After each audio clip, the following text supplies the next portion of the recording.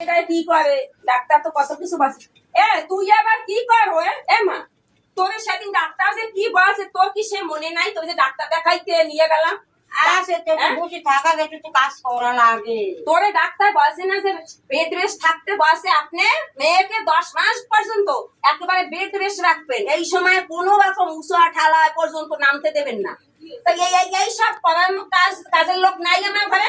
এই দুধ গ্লাস খাইয়ে নে তো বাবারে আমি ফল আনতে বলছি, আপেল কমলা আঙ্গুর সব খাবি।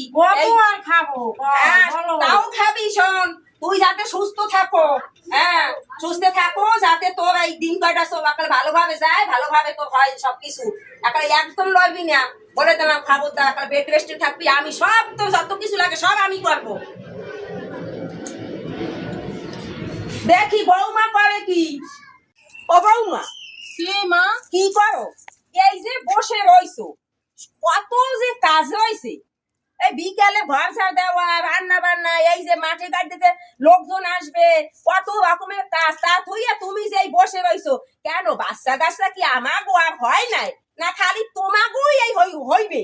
সকালে তো কত কাজ করলাম, রান্না বান্না সব করলাম, ঘর দুয়ার মুছলাম, এই উঠোন টুটন ঝাড় দিলাম, এখন আবার আমি কাজ করবো? আমার কি কষ্ট হয় না মা? আমার তো বাচ্চা হবে, আপনার তো বোঝা উচিত না? আপনি তো মেয়ে হইয়া আপনি একটু বোঝেন না যে আমার বৌমারও তো বাচ্চা হবে, তাইলে আমি এর পিছনে এত লাগি কেন? শোনো বৌমা, আমাগো সময় আমরা ঢেকিতে ধান বানছি, সমস্ত কাজ করছি, লরি সরি পরে ওই রকম করি নাই। যত কাজকর্ম করবা অত তোমাকে বাচ্চা কাচ্চা কালে ভালোভাবে হইবে, কোনো অসুবিধা হবে না।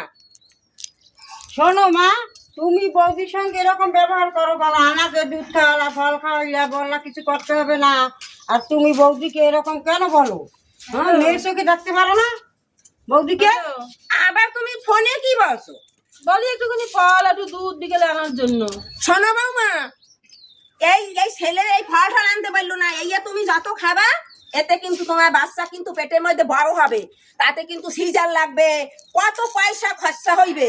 তুমি এইসব একদম খাইও না। আমরা কি করছি, ওই খালি 25 জন 30 জন মানুষ হয়েছে, হোটেল খালি কড়াই পুষছে ভাত খাইছি, হেতে কি আমার ঘুমাইয়ে পোলা হয় নাই? ঠিক আছে মা, তাহলে আমি কিছুই খাবো না।